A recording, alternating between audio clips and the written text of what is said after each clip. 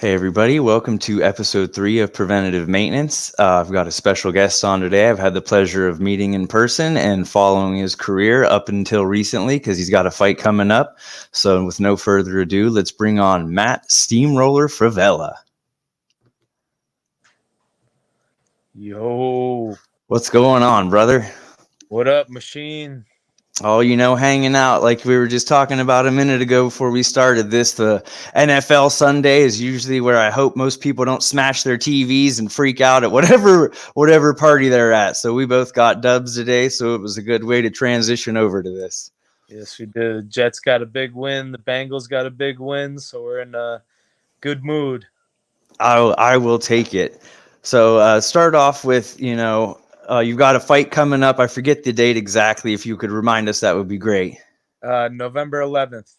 Okay, sweet. And I mean, if you people for that don't know, Matt, he was trying to get that Paddy Pimblett fight, but I'm sure you're tired of hearing this one already, but he seemed to kind of ducked you and wound up with the Tony Ferguson fight. How did that kind of make you feel after you out quite a few times?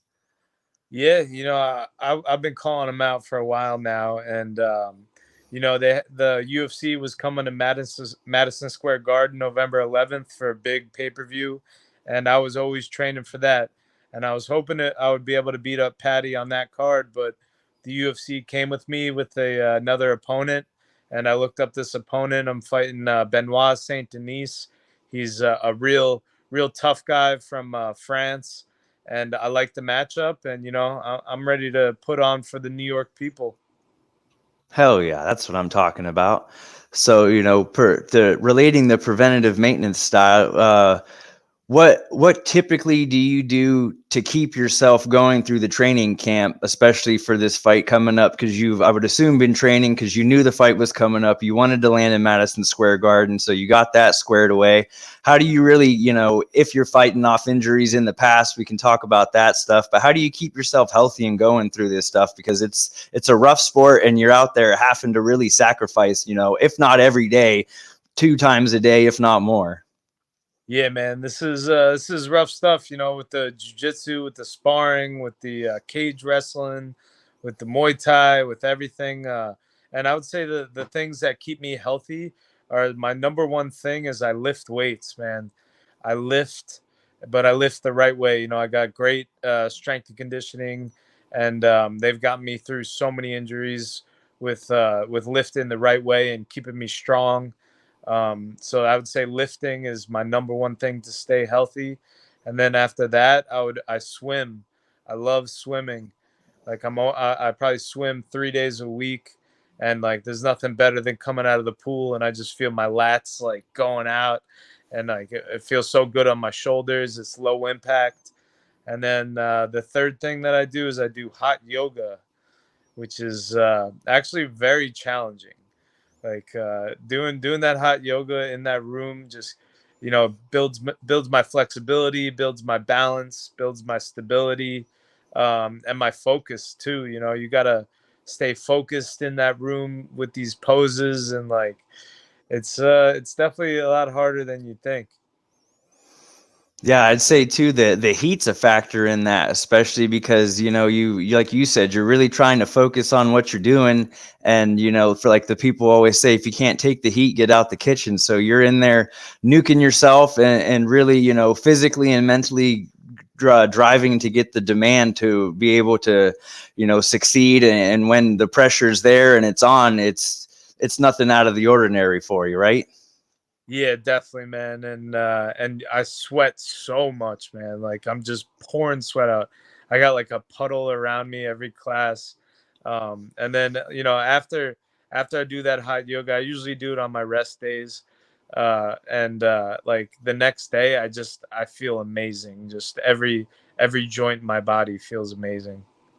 I can attest to that. I just did 40 minutes in my little sauna that I have set up here in my home gym. So that definitely helped kind of I could feel loose like you said. I don't have any tension anywhere right now after the workouts from yesterday, and I was pushing the kids around and took them down to the gym/park that they have down the road. So I definitely, I enjoy the heat, and like you said, you really get to focus in on that, and it gets everything loosened back up and gets the joints, free of any sort of inflammation that hopefully that you're going to be able to avoid then. Yeah, definitely, man. And I'm pumped for you, bro. You're defending the belt. What, October 25th? Yep. That's what I get to finally come back after, dealing with an injury. And like you said, correcting everything and having to deal with the rehab. And, I just got cleared from physical therapy like a month ago now. So really getting into it and testing my wherewithal of making sure I don't have any issues at all going into this, which I don't now. And I've really been pushing it lately. So it's great to be back. And have you had to deal with any injuries that kept you out of the game for a while in your fight career? Yeah, I've had many injuries. I got a meniscus tear in my knee right now, and doctors used to want to do surgery on me and stuff, but I'm not gonna do surgery unless I absolutely need it. So I'm always rehabbing my knee and taking care of, keeping everything strong, doing my backward sled drags and all that stuff, and keeping everything good. And then I've broken my hand a bunch of times. I broke my ankle. I think when I broke my ankle, I got surgery and they put like two like pins in my ankle, and that recovery was probably the toughest I ever had because my ankle was just locking up. It was so tight, and until like I found a good PT guy who really got hands on and started mobilizing my ankle and like breaking up all that scar tissue, and then I was able to come back.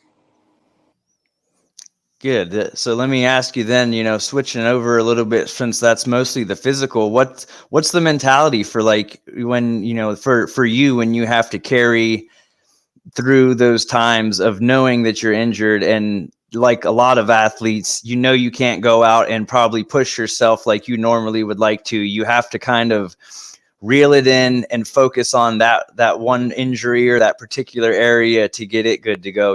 How does your mentality really play a part in that?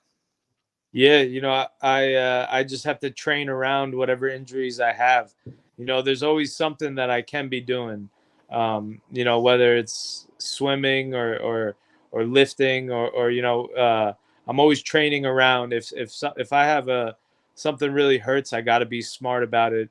If I really go and push through these things, sometimes it'll make them worse. So I got to be smart and train around these injuries. Maybe not do as much jujitsu if something's hurting, and just do a lot of technical work, and even with like film study and training my mind, wa- watching film and all that. But you got to be smart, especially now. I've been fighting for almost 15 years, and I'm not a young buck anymore. So I gotta really be smart and make it to the fight, as healthy as possible.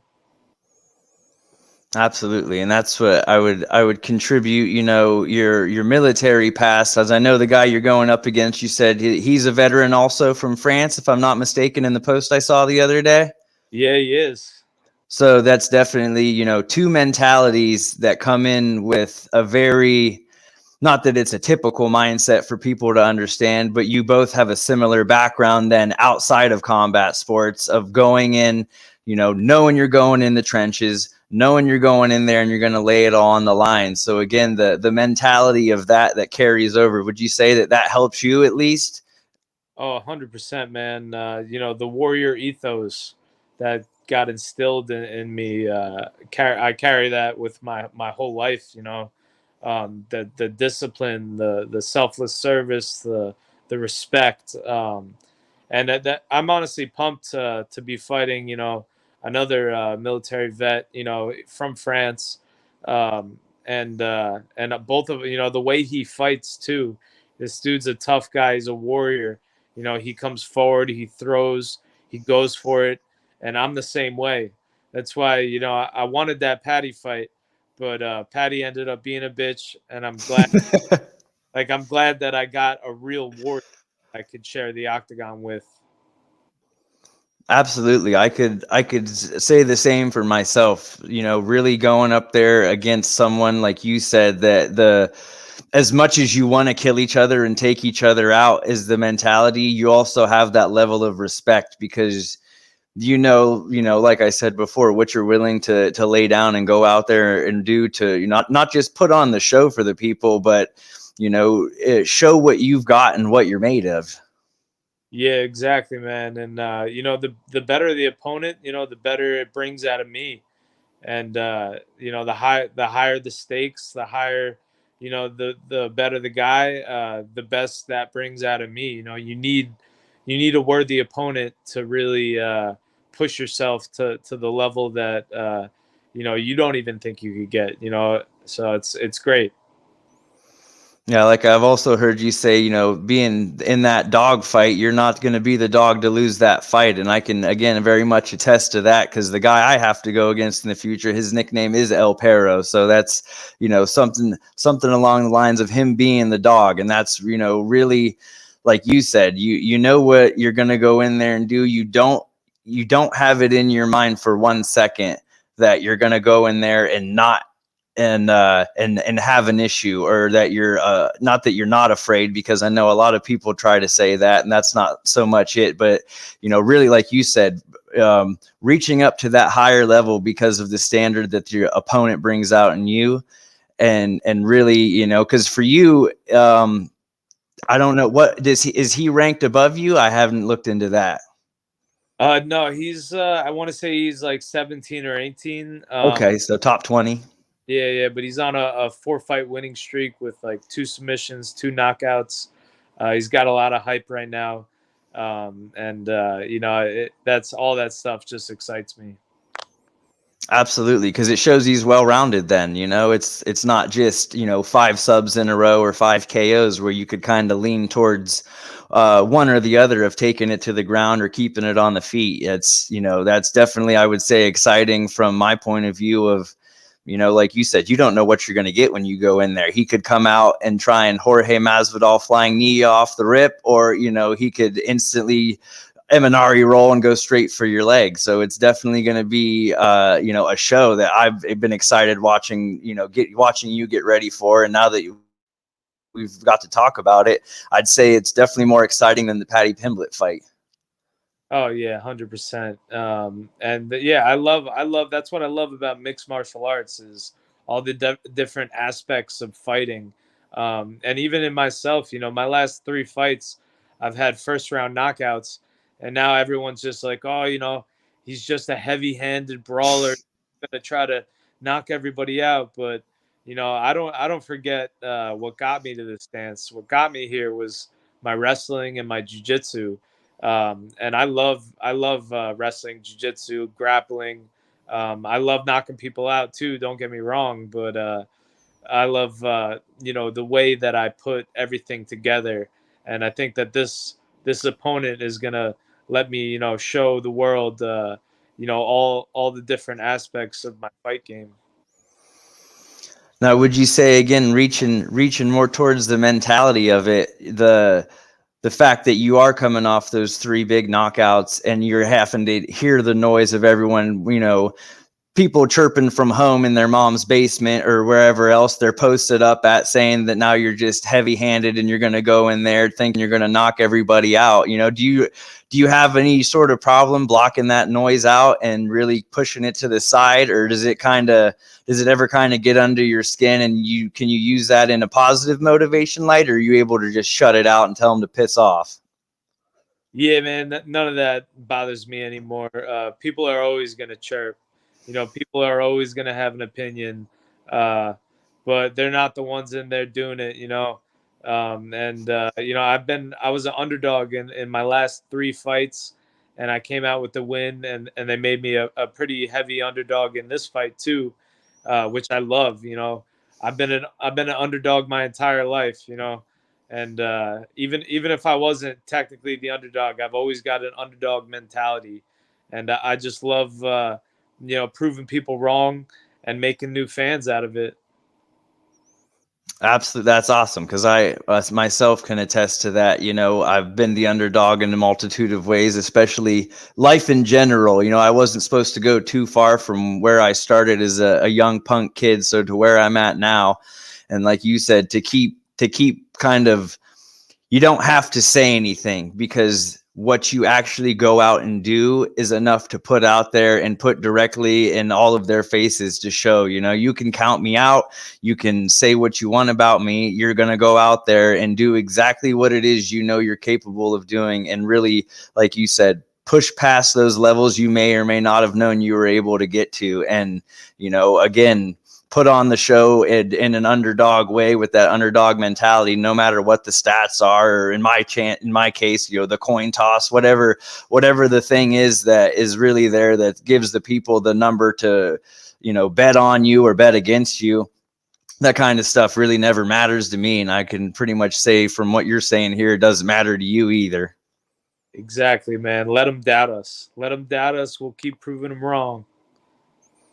Absolutely. It's always fun, I would say, to go out there and not have to physically say "I told you so." You can say it with your eyes, and you can say it with a simple point into the camera and into the crowd, because everybody knows, well, shit, we counted that dude out for, until he walked into the cage, or up to wherever it is you're competing at, and you just went out there and completely proved him wrong. That's the kind of shit that I love, and that's another reason why I became a fan of yours, and I'm glad we ended up making the connection over time. Yeah, man, that was a good time at that power slap. That was the first time I ever went to a power slap event and like really watched it. And like I didn't even realize that they go to decisions. It's a pretty awesome atmosphere that Dana has like put together in the Apex, and I'm gonna be rooting for you October 25th for sure. Thank you very much. I was super shocked, and of course, I was running around coaching at the time, so I happened to see you walking, and I'm like, "Is that Steam?" And I was like, "Steamroller," and you kind of turned and looked, and I was like, "Oh shit, no way!" I didn't know who all was at the event, because I had just got brought over, because it was International Fight Week, so they had just brought me and the opposing coach, Damien DeBell, the heavyweight current champ. They had just brought us back over from the big event that they had going on for the media day and stuff. So from running around there and running around like a chicken with my head cut off, I was doing the same thing throughout the event.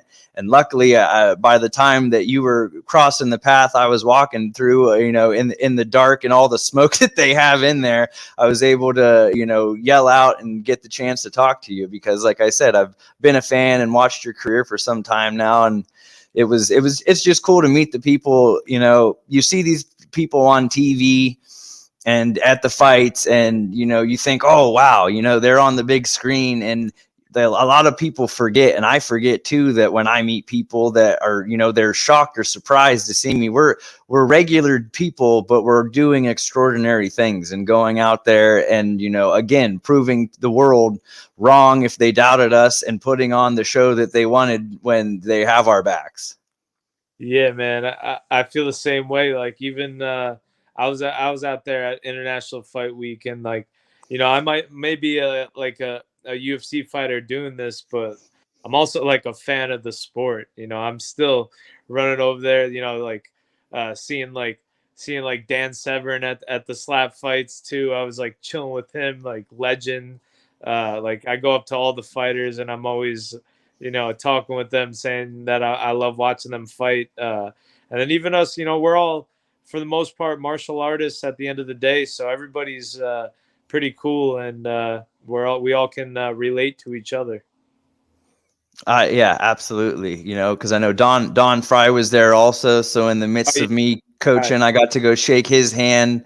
Cowboy Cerrone was there, so I got to go over and talk to him for a second, because that one was probably a bit of an eye opener, because I walked up like I normally would to anybody I'm going to introduce myself to, and he goes, "Oh hell yeah, I seen your boots." I forgot about me even having my boots on, or that anybody would even notice that thing. But the fact that a memorable moment before I even actually went up to someone who is a legend in the sport, and he's like, "Yeah, dude, had something cool to say about what was going on before I could even say hi," was epic. Oh, that's awesome, man. Of course, Cowboy's gonna notice those boots. Right, and shout out to him. If you haven't seen his new race truck that they have is all decked out with power slap stuff. So y'all definitely have to tune in and see him tearing up the desert or dirt wherever he's racing next. Nice, that's awesome. So I guess on the next note, if you don't mind talking about your military stuff, also a little bit more. You said you were in for 8 years. Yeah, I was in 8 years for the reserves. I started. I was going to school down at University of Tampa, and I joined the ROTC program at school, and I was able to graduate and get a commission out of college. And I went to Missouri, Fort Leonard Wood, Missouri, for 31 Bravo military police training out there, and did my 8 years in the reserves. I didn't do any deployments. You know, I kind of wish I would have been able to do more, but I was also fighting full time at full time at the same time, and my unit was actually very supportive of me fighting. So it was pretty awesome. But you know, one weekend a month, 2 weeks in the summer, I suited up and I did my 8 years. I got my honorable discharge, and I am proud of that. Awesome. Thank you for your service. It's greatly appreciated. You know, no matter what joke people want to make about the reserves and all that kind of stuff, I don't personally care. And the fact that you're doing multiple careers at once at that point, because you're doing the college stuff, you're, like you said, fighting on top of doing, your whenever you're going out to do your activities. Because I didn't know you did the MP stuff. So give me a little bit of background on that. How was that experience in life, and how did that kind of get you prepared and help you in the real world and the civilian world? Yeah, I got a criminology degree as well from University of Tampa, and then I got branched out to military police, and that was always, an option for me, to go into police work and just help the community and whatnot. And maybe it will still be an option when I'm done fighting. But I was always like so focused on fighting and training. That was always my passion. But I always kind of had I guess you could say a backup plan. If fighting didn't work out, I probably would have tried to make more of a career out of the military or something with the police. Uh, but right now we're still fighting, and I'm still chasing that gold. Absolutely. Having a backup plan, and again connecting to the preventative maintenance part of this, that's something that a lot of people go into combat sports, or go into college not really having the extra backup plans, because sometimes there's not so much that it's a backup plan, but more so you have more opportunities than if you only were focused on one thing. If your career had gone differently in fighting and you were unfortunately not able to be where you're at today, you still have those opportunities because of the work that you put in to carry over, and really give you a chance to do something else, like you said, that helps your community and makes you a standout citizen for sure. Yeah, exactly. And it's all going good, and we'll see what happens. I know I'm not going to be fighting forever, so those are always things that I could do when I'm done fighting. Absolutely. Would you ever consider coaching and training after, not that you were trying to foreshadow your end of your career by any means, just would you have that as a back pocket option also, to really kind of stick around the sport?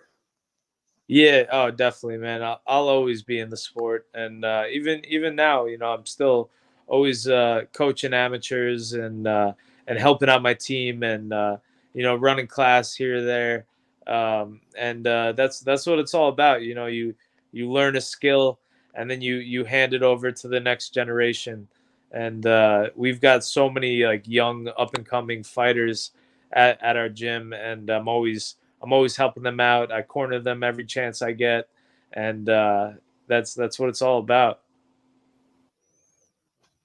See, that's great. That's one of those things that I can really hope to have, the opportunity to do for myself in the future. To, like you said, the up and coming youngsters and the crowd that's going to be coming in after us, really give them the best of what we've learned and the knowledge that we have to carry over. Because, like you said, I'm not planning on doing what I'm doing forever.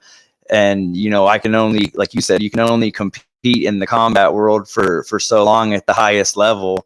And it's one of those things that, like I was saying a moment ago, if people don't, you don't have to dwell on when the end is coming, but you also have to have the realization that this physical combat stuff can only go for so long at such a high level. Like you said, for you to get the gold, and it's not like you're not capable in any sort of way, because you're training with champions and you're also training future champions. So I feel like that's definitely one way you've already given back to the world that's already given you so much. Yeah, exactly, man.